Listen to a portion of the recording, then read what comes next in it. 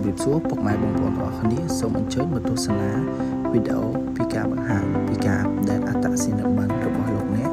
ចូលក្នុងគណនីសន្សំសំចៃនិងគណនីប្រាក់បៀវត្សដោយមិនចាំបាច់មកធនាគារផ្ទាល់